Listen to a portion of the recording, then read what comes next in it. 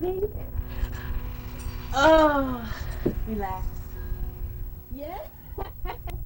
Why not? Wasting your time. No, come on, talk to me. Yeah, talk I've to told me. you all the stories. We'll start at the beginning. I have told you all. Start at the beginning about when you were in Jamaica. I have told you all the Talk, stories. talk about when you were in Jamaica. Go ahead. What do you want me to talk about? I want you to talk about your childhood. Shame. Shame on me. Why? My childhood was nothing to remember. My childhood was a very dull childhood. But you used to tell me about your childhood. Yeah. I want to hear about it because it's different from mine. Oh dear, I don't know where to start. Go That ahead. thing recording what Go ahead. Go ahead. Start. Go ahead, start. Oh. Okay, tell me about your mother. What was your mother's name? My mother's name was Elizabeth. My father called her Betsy. And what's your father's name? John. She called him P. She called him P for short. You know, he was John Irons Phillips. But funny, she always called him P, and I don't know why.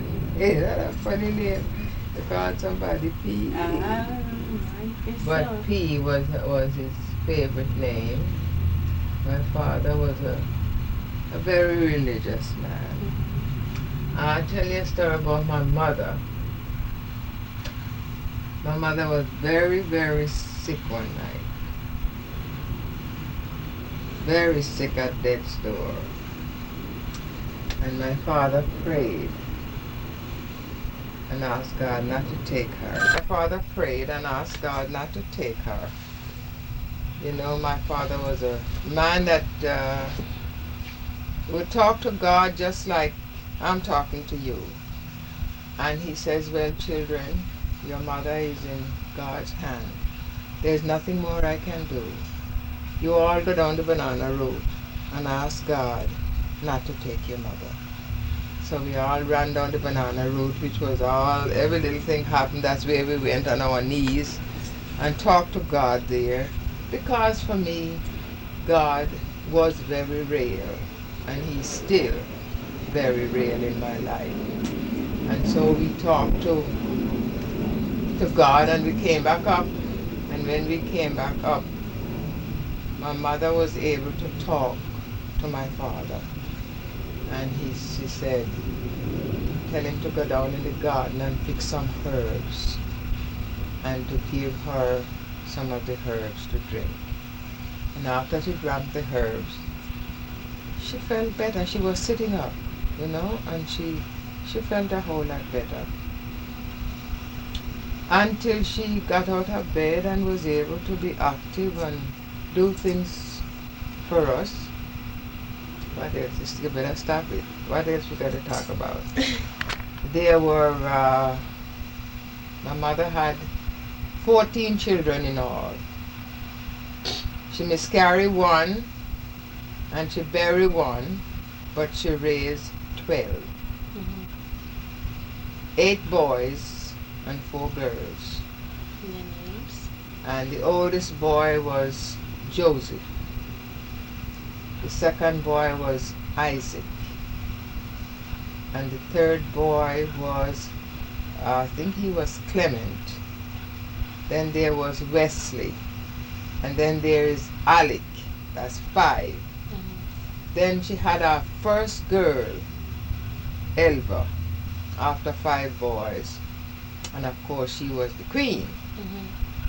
Because not having a girl after all these boys, you know, my mother just adored Elva and worshipped her. She was queen. Well, after Elva came along, then comes, I think, Stanley.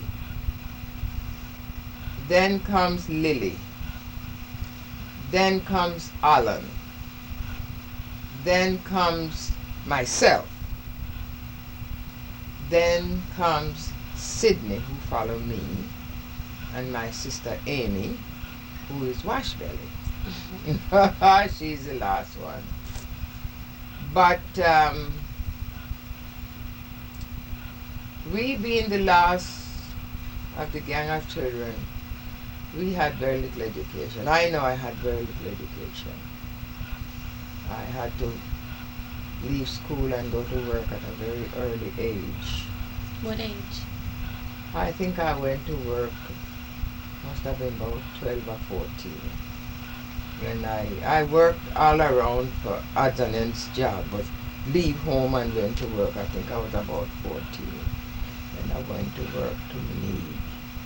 And that's where I met my husband, really. But we wasn't, I wasn't introduced to him then, but we had nothing serious to talk about. Then I met him again at my cousin, who was working a few miles from where I was. I went down there one Sunday afternoon, and he used to drive for a doctor, and the doctor was friendly with both. Drive a car? No, a buggy. A buggy. Buggy. Horse and buggy. A horse and buggy. He was friendly with both the people I work for and the people my cousin worked for. So on Sunday afternoons I would go down to my cousin when I get my afternoon off on Sundays, and that's where I met him the second time. But nothing happened. And then he went away to Cuba, and he was in Cuba for I don't know how long, but he came back. But by the time he got back, I had left for America. And he asked about me, and I told him that I was gone to America. So he left. I don't know whether he went back to Cuba or not, because the next thing I know, I bumped into him on 7th Avenue. A friend, Bobby's godmother, and I were good friends those days, and we were both walking along 7th Avenue, and we bumped into, his name really was Richmond. I'm the one called him Willie. Don't ask me why, but his name was Richmond. And so I took him up to this friend of Bobby's godmother and introduced him, and she got all, I didn't even know his name, she got all excited and said, there's a nice looking man here, and I don't think he and Vera is anything, because she didn't know his name. Mm-hmm. You know, well, he asked me where I live, and I gave him the wrong address, because I thought he was very stupid looking. And after I gave him the wrong address, I didn't see him again for months, until my brother Clement took me to a dance. And who we bumped into at this dance was Willie. So he told my brother that I'm terrible because I gave him the wrong address. It was an open lot when he got there, the address I gave him. And he was disappointed because it was through me. He heard I was in America, and it was through me why he came here. And so my brother said, I'm going to give you her address because she's a darn nuisance to me. I can't go nowhere without her. She won't go out with nobody else. And I'm going to give you her address. So it was my brother that gave him my address. I was living with my brother Joe then. We had to put the lights out at 10. He would leave at 10 o'clock because Joe didn't allow the lights to burn after 10 o'clock at night. Not the electric light anyway, you had to get a candle if you wanted to stay up later. Anyway, that went on for a while. I didn't know the man really cared because he never said nothing to me. Never asked me for my love, never wrote me a line. And by this time I had a man I met the night I was leaving for America, Ernest, and that's who I thought I was in love with. And he had sent me an engagement ring through the mail, and I was engaged to Ernest. But Ernest wanted to surprise me. What was Ernest's last name? His name was, what the heck was Ernest's last name? You know, I don't remember. Oh, well, go ahead. Ernest something or another. What was Ernest's last name? Gee, I don't remember. Oh, gosh.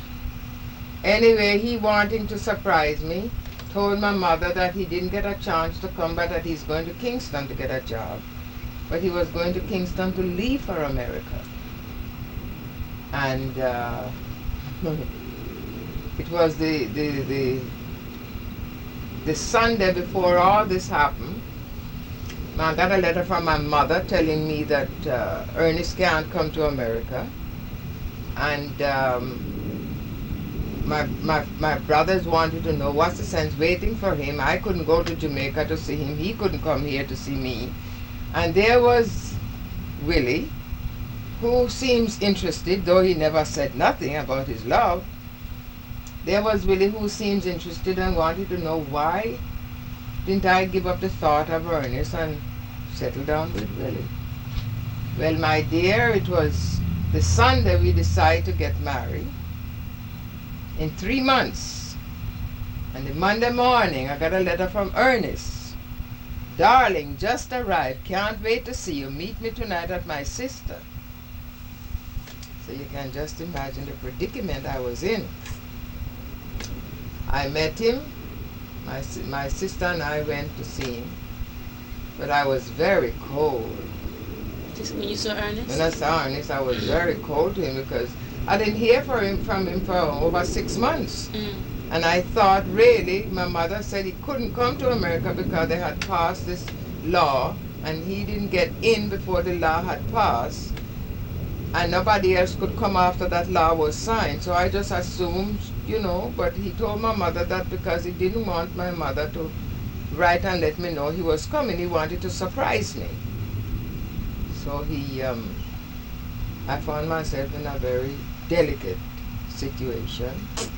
He was willing to marry me regardless of what had happened. And there was Willie, one side, who had promised to marry.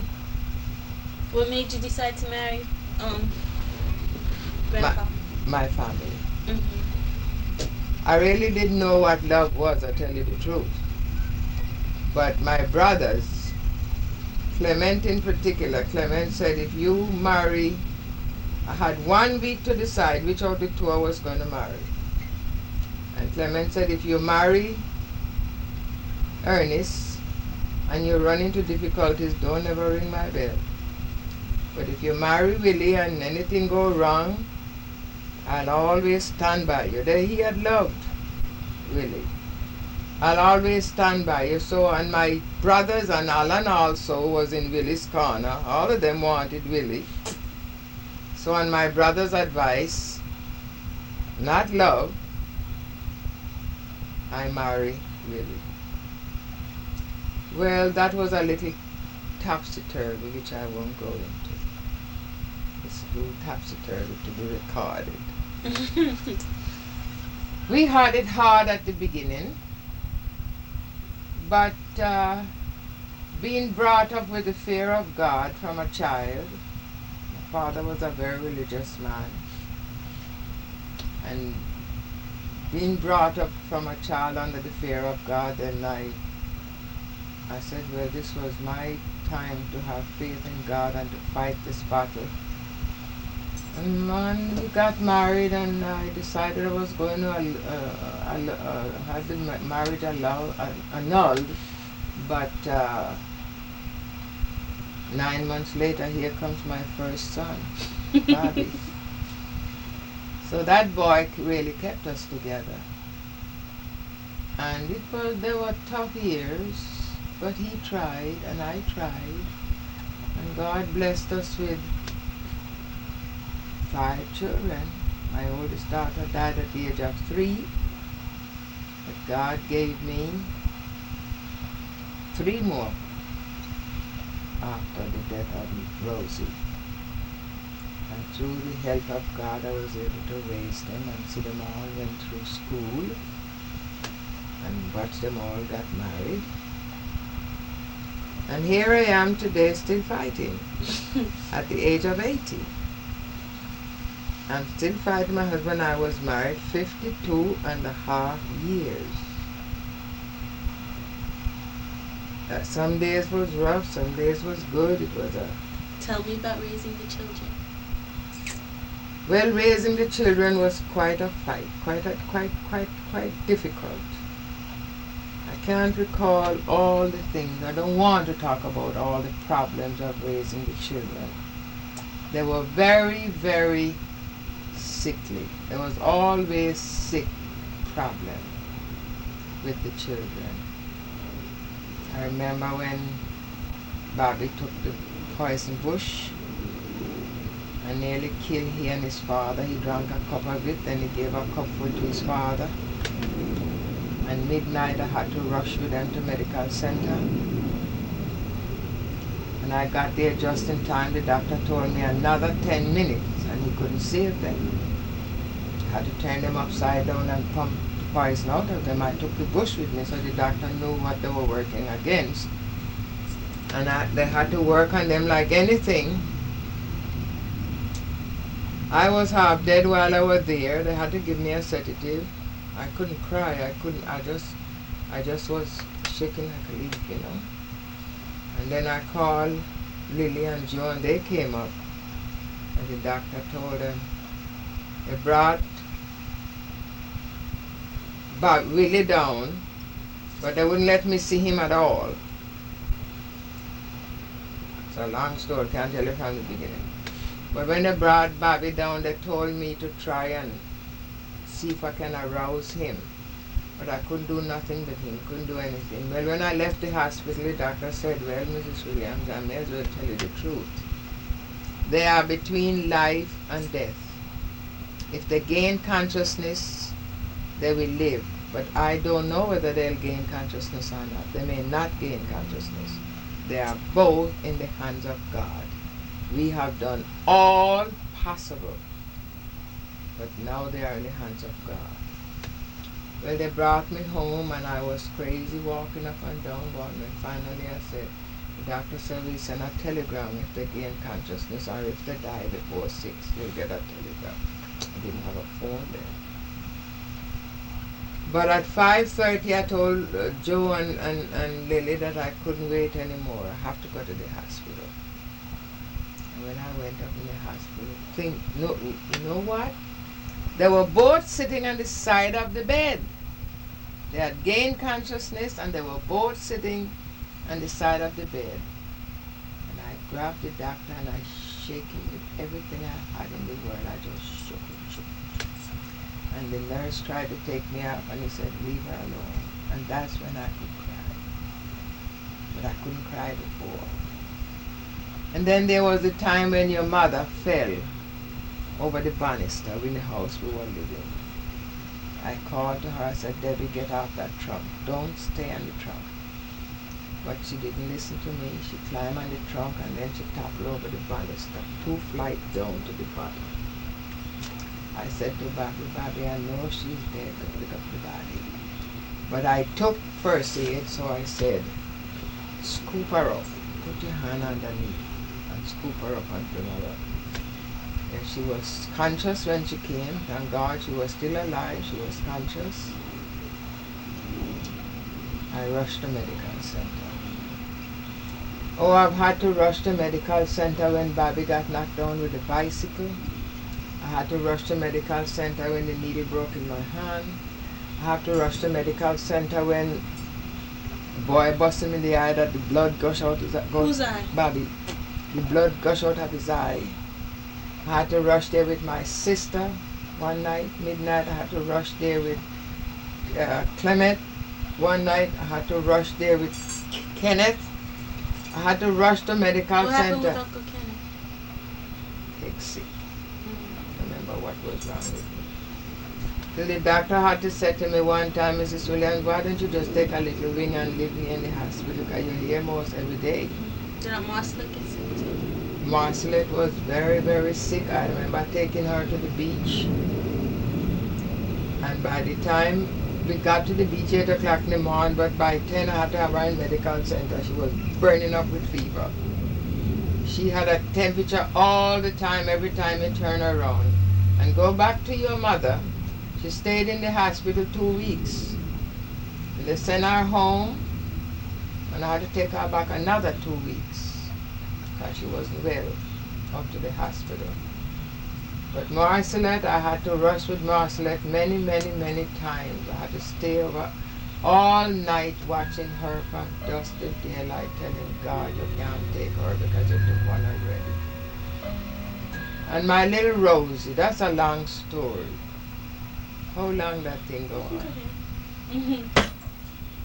My first daughter that I had, she was such a darling little girl. She and Bobby used to get along so nice. She knew the Lord's Prayer at the age of 3. And if Bobby was making a mistake, she could correct him. Bobby was going to school at the age of 5. He was 2 years older than her. And he used to go to kindergarten. And whatever he learned, he would come home and teach her. And then I took my little Rosie. She was such a pretty little girl. Most people thought she was a doll in the carriage. I took my little Rosie to visit 2 friends from Jamaica one Sunday afternoon. And she wanted to go to the bathroom. And one of the sisters says, I'll take her to the bathroom. But from the time she came out the bathroom, she took sick.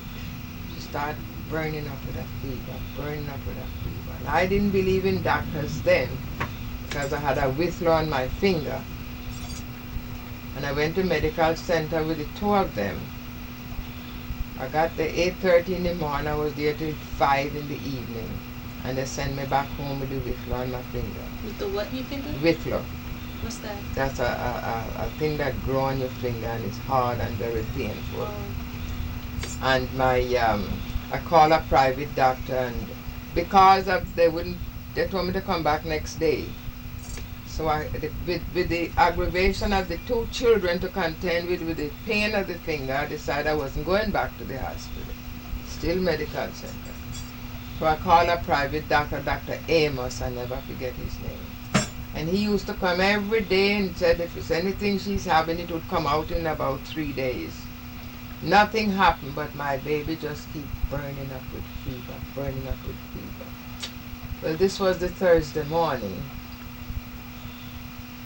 And usually when she wake up, she's holler for mommy, mommy, mommy, always mommy. My pom-pom, my pom-pom. That's all she ever cried for when she come out of the bathroom. So I went in and she was awake, but she wasn't calling me. So I looked at her, I said, oh my darling, you're awake. And you didn't cry, you didn't call for mommy. And I picked her up in my arms. And when I picked her up, girl, she got a hold of my hair. I said, I can tell you're feeling better. She got a hold of my hair and she almost pulled it out by the root. And I looked at her and I said, Rosie, darling, you hurt mommy. And she always say, I'm sorry, mommy dear. Anything she do, I'm sorry, mommy dear. And she looked at me and she said, I'm sorry, mommy dear. And I put her on my shoulder and was squeezing her. She bit me. She got a hold of my shoulder and she bit me. And as I looked at her, like somebody said to me, she's not doing so good. So a lady next door came in and said to me, why do you keep your baby here? Now lost faith in hospital because of the finger. Why do you keep your baby here? Why don't you take that child to a hospital? So I told her, I said, I don't believe in hospitals, and that's why I didn't take the child to a hospital. Anyway, Clement was there, were living with us at the time, and he took us to St. Luke's Hospital. And by the time we got there, she lost consciousness. And by a couple days later, they said there's nothing they could do for her. What did she have? I don't know if the doctor ever find out to this day what was wrong with her. They think she had meningitis, but they wasn't sure. Because all she had was this fever. And when she got to the woman house, she was fine. She wanted to go to the bathroom, and the one sister said, I'll take her. And from she came out the bathroom, she complained for my rectum. And then I went to the hospital to see her, I think it was the Thursday. And they had her screen off, and she was laying in a lot of water. She wet herself and everything. And the doctors, I asked the nurse why. He says, well, Miss Brown, we're just waiting on her to die. I said, what do you mean you're waiting on her to die? Where there's life, there's always hopes. How can you be waiting on her to die? I said, well, there's nothing no one can do for her. Your daughter is dying, and we just... So I signed her out of the hospital that same. I took her home, I prayed, I fasted, I kept her there and prayed and hoping and asked God not to take her. Friday and Saturday I had to feed her with a tube because she couldn't swallow. I had a tube here to this day. Put it in her mouth and squeeze it and it. But finally we find that all the food was just settling in her throat, and when she breathed you could just hear all this noise, you know. So then the same doctor came, Dr. Amos came back, and he said to me, Miss Williams, I think I know what's wrong with your baby. She had infantile paralysis or something of the kind. Rush her to Willard Parker Hospital. I had to take my daughter there and they help her. Now why didn't you tell me this all this time? So I took her to Willard Parker Hospital this Saturday night, no, this Sunday. Took her to Willard Parker Hospital, Sunday evening. Clement took her. I kept calling every hour I called. How is my baby? It's just the same. It wasn't until 3 o'clock in the morning they admit she died. And when I went to get her, they wouldn't give me the body. They wanted to have an autopsy. So this same lousy doctor, I went to him and he said, look, Mrs. Williams, you have a son, that's Bobby. You don't know what she died from. She's already dead. There's nothing, she can't hurt her anymore. Why don't you just go ahead and let them have the autopsy? Because they told me I'd have to bring a glass casket to the hospital. That's Willard Parker Hospital. And they would bury her right from the hospital. But girl, as soon as I decide to have the autopsy, oh, come and get the body anytime.